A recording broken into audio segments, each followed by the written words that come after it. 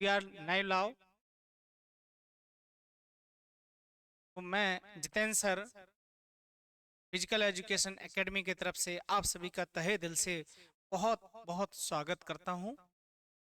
आपका दुलार प्यार मिल रहा है, बहुत अच्छा लग रहा है, बहुत अच्छा लग रहा है। सूरज की तरह चमकना है, इस चीज को याद रखना और कुछ याद मत रखना।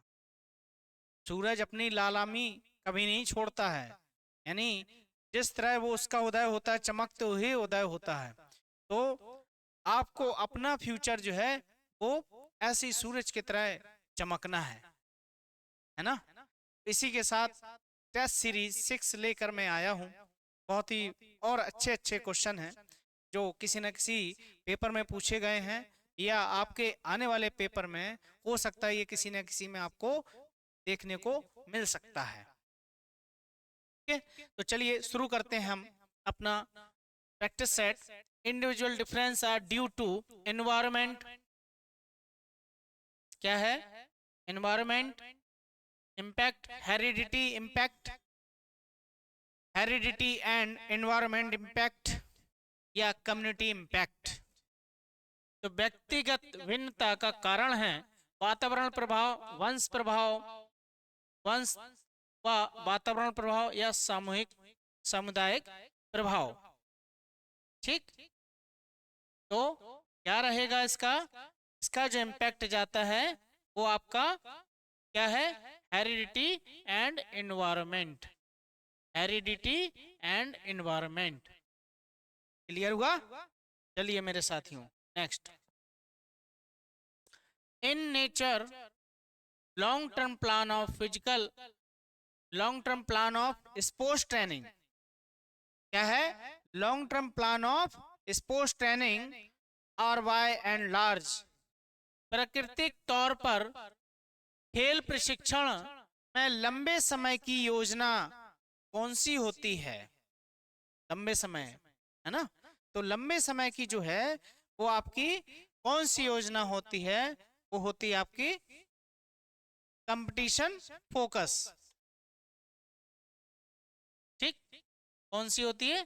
Competition focus. क्लियर हुआ? चलिए next. The theory of psycho analysis propounded bye. Psycho analysis, है ना। ये साइको एनालिसिस जो है थ्योरी विलियम बुर्थ ने दी है, पीटर सैंडफोर्ड ने दी है, या विलियम मैकडूल ने दी है, या सिगमंड फ्रूड ने दी है। तो मनो मूल्यांकन का सिद्धांत किसने दिया है या प्रतिपादित किया है? विलियम बोर्ड के द्वारा, पीटर सैंडफोर्ड के द्वारा, विलियम मैकडूगल के द्वारा, सिगमंड फ्राइड के द्वारा। तो साइको एनालिसिस थ्योरी जो है वो किसने दी है मेरे प्यारे साथियों? सिगमंड फ्राइड ने दी है। ठीक, next. Psychology is the study of. देखिए मैंने पहले भी बताए हुए कई क्वेश्चनों में इसको कई तरीके से पूछा गया है।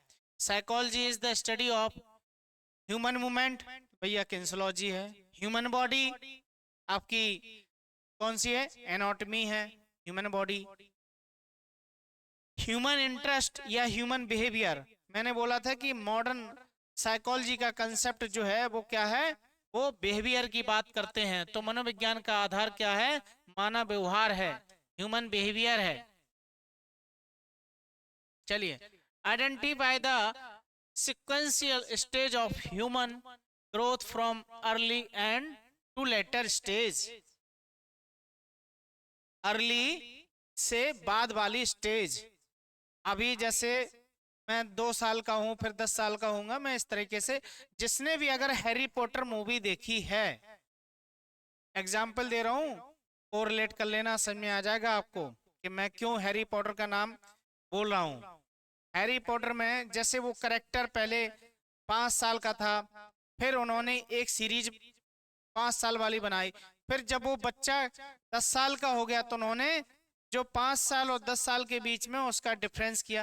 करेक्टर नहीं बदला, जब उसकी जैसे जैसी ग्रोथ होती रही वैसी वैसी उसके स्टेप आते रहे। तो ये क्या है कि ह्यूमन के ग्रोथ स्टेज, यानी उनको करेक्टर उसी को रखना था, वो धीरे धीरे ग्रो किया, उसी तरीके से वो पार्ट अपने हैरी पॉटर के लाते रहे। ठीक है, तो इसमें क्या आपका आंसर रहेगा? इसका जो आंसर रहेगा आपका, सबसे पहले क्या होता है? इन्फेंसी, चाइल्डहुड, एडोलेसेंस और एडल्टहुड। ठीक, पहला इसका शैशवावस्था, स्टार्टिंग। क्लियर? आप सभी को क्लियर हुआ? चलिए नेक्स्ट। राजकुमारी अमृत कौर, मैंने अपनी टेस्ट सीरीज में इससे पहले भी बताया था कि राजकुमारी अमृत कौर किस गेम से थी, एक्सप्लेन भी किया था। तो वॉलीबॉल, हॉकी, बैडमिंटन, टेनिस। तो ये टेनिस की सबसे बेहतरीन खिलाड़ी थी। किसकी थी? Tennis, lawn tennis. ठीक है, राजकुमारी अमृत कौर। और ये हेल्थ मिनिस्टर भी थी, है ना? इनके स्कीम भी चलती है एनआईएस में। Who conceived the Asian games movement, the father of Asian games. इस तरह से भी क्वेश्चन पूछा जा सकता है आपसे। Professor GD Sondhi, Karan Singh, Maharaja Yadavindra of Patiala, MC Dhawan. Asian खेलों के आंदोलन की कल्पना किसने की थी? है ना? तो एशियन गेम्स की जो स्थापना की थी वो किसने की थी? Professor GD Sondhi. कौन थे? Professor GD Sondhi. इन्होंने इसकी क्या की थी? मतलब इनको फादर ऑफ एशियन गेम्स भी बोला जाता है। चलिए next. Which of the following emotion is peculiar only to human being? इनमें से कौन सा अनोखा भाव मनुष्य में ही पाया जाता है? कौन सा पाया जाता है? Love, fear, loud, laughter, anger. प्यार, डर, हंसना। तो क्या पाया जाता है? अनोखा हंसना, है ना? जब आप कोई मेडल लाते हैं या कोई अच्छी बातचीत चलती है तो हंसी छूटती है, हंसी आती है, हा हा, अरे यार बहुत मजा आया हमको, है ना? खुश होते हैं। चलिए next. Who is the author of the book title psychology in contemporary sports? Brent J Cratty, Robert N Singer, Singer, R V Alderman या JV can? Psychology contemporary sports के लेखक कौन है? ब्रेंट जे कैटरी, रॉबर्ट एन सिंगर, है ना? तो इसके जो हैं वो कौन है? आपके ब्रेंट जे क्रेटी हैं। देखिए भैया, इस तरह के क्वेश्चन पूछे जा सकते हैं और आएंगे जरूर, डेफिनेटली किसी ना किसी एग्जाम में आपको देखने को मिलेंगे। तो मेरी रिक्वेस्ट है कि पेन पेपर लेके आप जरूर बैठा करिएगा। जब आपको अच्छा लगे उसको नोट, क्योंकि मुझे लगता है कि 99% स्टूडेंट जिनको मतलब इस तरह के क्वेश्चन को पता है, या जैसे जब पेपर में आते हैं रिकॉल करने के लिए आपके पास तरह के जो क्वेश्चन होते हैं ना, जो आपको नए नए चीजें दिखते हैं, जो रिवीजन करने के लिए आपको आसान हो जाए। क्योंकि इजी क्वेश्चन तो सभी को उतना अच्छे से कर लेते हैं मोस्टली। इसमें से हो सकते हैं 25 में से आपको 20, 22, 23 आते हों, लेकिन एक दो क्वेश्चन ऐसे होंगे जो आपको लगेंगे कि हाँ ये सर ने थोड़ा सा अच्छा बताया, इसको मुझे नोट कर लेना चाहिए, है ना? तो मेरा थोड़ा सा ये है कि आपको नोट करके रखना चाहिए, है ना? तो इसके जो लेखक हैं वो कौन है? ब्रेंट जे कैटी। क्लियर हुआ? चलिए next question. Which of the following aerobic presence of oxygen? Aerobic की बात होगी। Cross country, weight lifting, throwing, jumping. Long duration की एक्टिविटी जो होती है वो एरोबिक में आपके आती है। निम्नलिखित में से कौन सी क्रिया क्रिया क्या है? एरोबिक है। तो आपको बतानी है। तो एरोबिक कौन सी हमारी? क्रॉस कंट्री है ना? क्रॉस कंट्री है। 30 किलोमीटर, 25 किलोमीटर, 30 किलोमीटर चलते रहो, दौड़ते रहो। Neck joint is an example of. Neck joint क्या एग्जाम्पल है? Pivot, hinge, hinge joint, saddle joint, condyloid joint. गर्दन का जोड़ उदाहरण है हिंज जॉइंट का, हिंज हिंज जॉइंट का, सैडल जॉइंट या कॉन्डलाइट जॉइंट, है ना? तो आपको किसका है ये?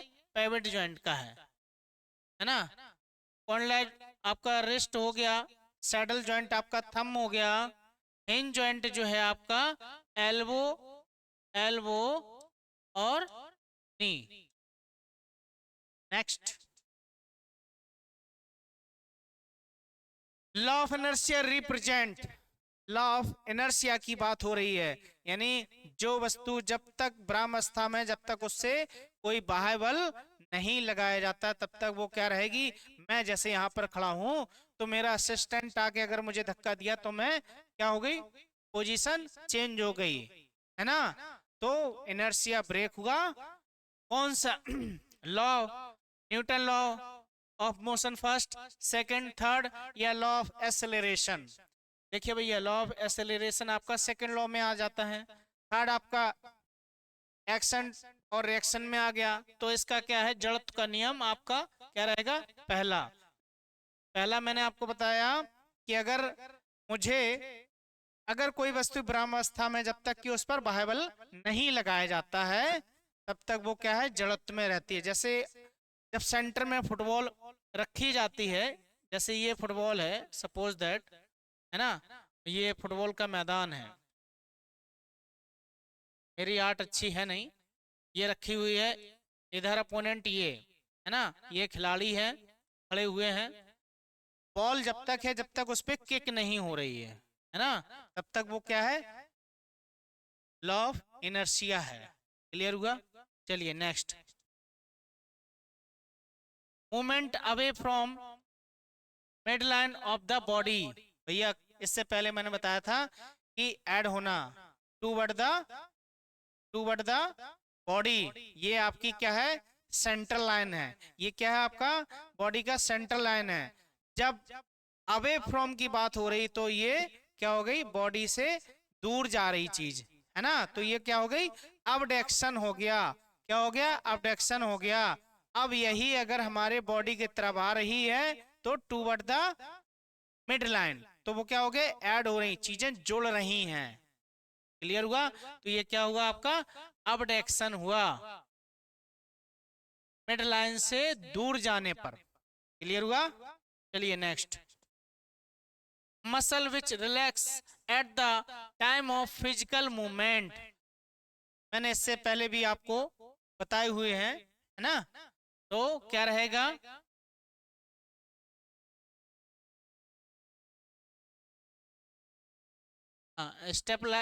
स्टेबलाइजर, एंटागोनिस्ट, अगोनिस्ट और न्यूट्रलाइजर। जब बात किसकी हो रही, रिलैक्स की हो रही है ना। शारीरिक क्रिया में जो मांसपेशियां शिथिल रहती हैं, ठीक, शिथिल मतलब रिलैक्स रहती हैं, उनको हम क्या बोलते हैं, स्थारक, विधोरक, विरोधक, चालक और निराकारक, न्यूट्रलाइजर। ठीक, देखिए ये जो है अगोनिस्ट का क्या काम करता है, कॉन्ट्रैक्ट होने का काम करता है, इससे पहले मैंने बताया था भैया आपको, है ना। और ये एंटागोनिस्ट है, रिलैक्स करने का। क्लियर हुआ।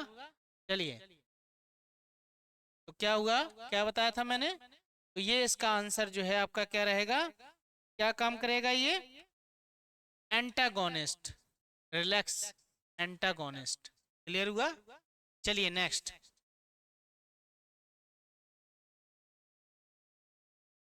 नेक्स्ट है आपका, in body mechanics which of the following is labelled as a internal force.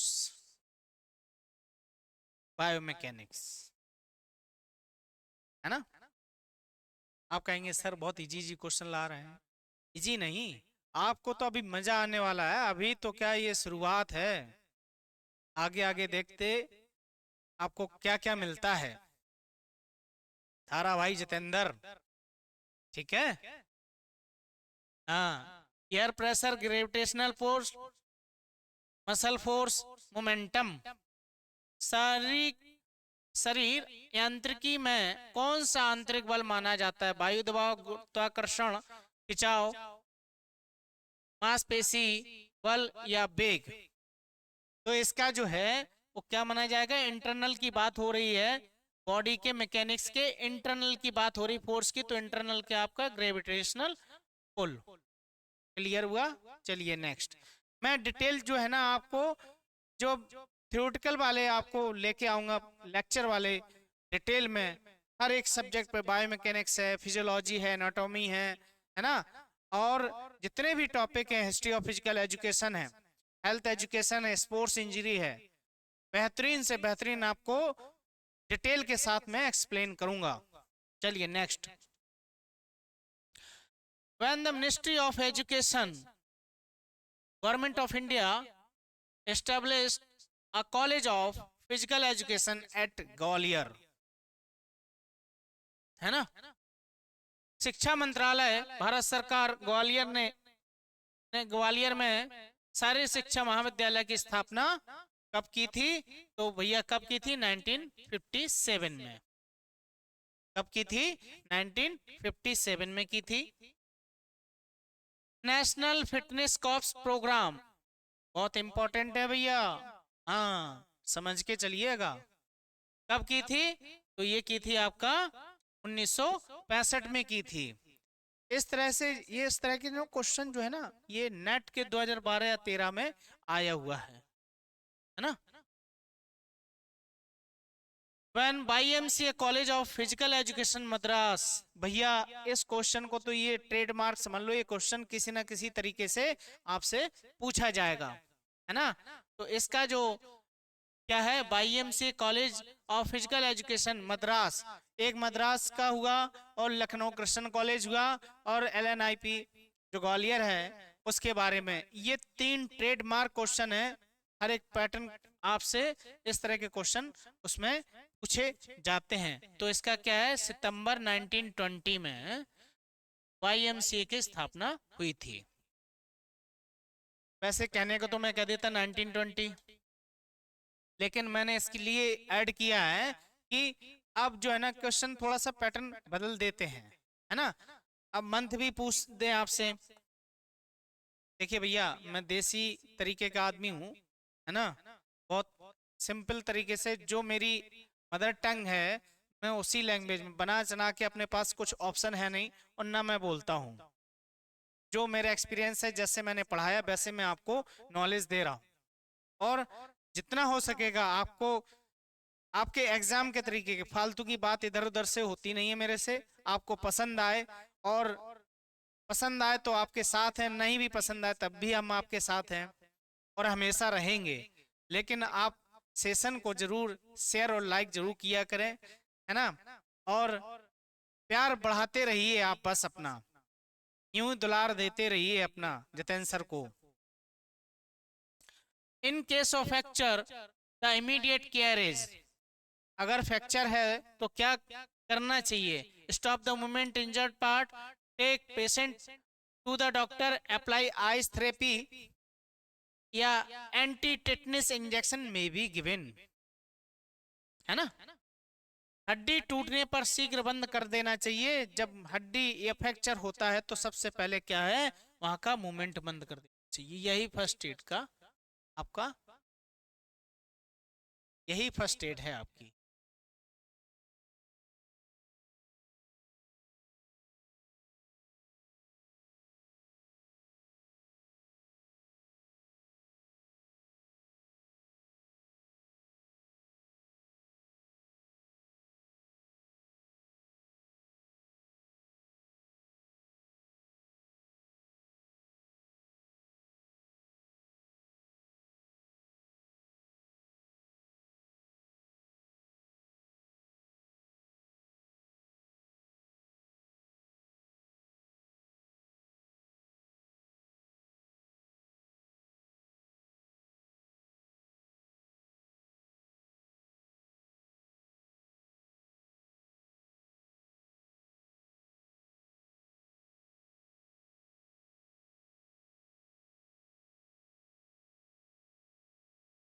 Protein आपका 4, क्लियर हुआ? चलिए नेक्स्ट। नेक्स्ट क्वेश्चन आपका जो है, चलिए नेक्स्ट, चलिए। Majority of liver in human body अरे भैया ये लीवर, टाइपिंग एरर भैया, मेरे टाइपिंग एरर, हमारे कंप्यूटर भैया थोड़ा सा टाइपिंग एरर को देख लिया करें। चलिए, मानव शरीर में अधिकतर उत्तोलक हैं, तो कौन से उत्तोलक मानव शरीर में पाए जाते हैं सबसे ज्यादा? जो है वो थर्ड टाइप का, तृतीय प्रकार का उत्तोलक, यही है ना? हाँ, चलिए next. Kyphosis deformity is also called, kyphosis जो डिफॉर्मिटीज होती है, इसको मैं बहुत अच्छे से इतने सिंपल तरीके से आपको एक्सप्लेन करूंगा, समझाऊंगा कि आप कभी भूलेंगे नहीं, है ना? ये बीच बीच में ना कंप्यूटर भी अपनी शैतानियां शुरू कर देता है, उस चीज को मत समझिए, है ना? Round back, hollow back, lateral curve back या बैक कर्व, ठीक। काइफोसिस विरूपता ऐसी भी होती है, गोल कमर, कंधे पीछे, है ना? जैसे बात करते हैं हम लॉर्डोसिस, तो लॉर्डोसिस में देखा हो लाला जी ने केला खाया और केला खाकर मुंह पिचकाया, ठीक, और लाला जी गिरे धड़ाम, इस तरह की कहावतें आपने सुनी होंगी, है ना? तो जैसे ये क्या है, ये हमारी बैक, तो ये क्या हो गई आपका लॉर्डोसिस। लॉर्डोसिस से समझ लो L2 से L5, सॉरी L1 से लेके L5 की बात हो रही है, ये क्या होगी आपकी बैक कमर यानी हॉलो बैक, ठीक है। काइफोसिस की बात हो गई आपकी, ये क्या होगा,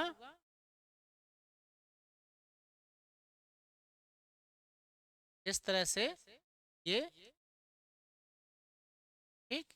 अब उतनी अच्छी हमारी है नहीं आर्ट, तो इसमें क्या होगा आपका राउंड बैक, इसका क्या होगा आपका राउंड बैक, आपका ऑप्शन जो है वो, है ना? इस तरीके से ये, और जो स्कॉलिसिस होती है वो क्या होता है, हमारी जो स्पाइन होती है इस तरह के, ये क्या होगी आपकी स्कॉलिसिस हो गया, ठीक है ना? साइड में ऐसे झुक के चलते हैं, अरे पुष्पा मैं झुकेगा नहीं, है ना? पुष्पा में देखा हो वो ऐसे चलता है ना? इस तरह के, ऐसे ऐसे, है ना? तो जिसका लेटरल कर्वेचर हो जाता है ना, इस तरह की एक झुकी हुई कमर का हिस्सा, ठीक। और जो काइफोसिस होता है वो इस तरह का, ये काइफोसिस, ऐसे अकड़ के, है ना? और लॉर्डोसिस क्या हो गया आपका बैक, क्लियर हुआ, easy, simple. Principle of stability is best utilized in sprinting, start, boxing, wrestling, taekwondo, taekwondo। स्थिरता के सिद्धांत का उत्तम प्रयोग कहाँ पर होता है?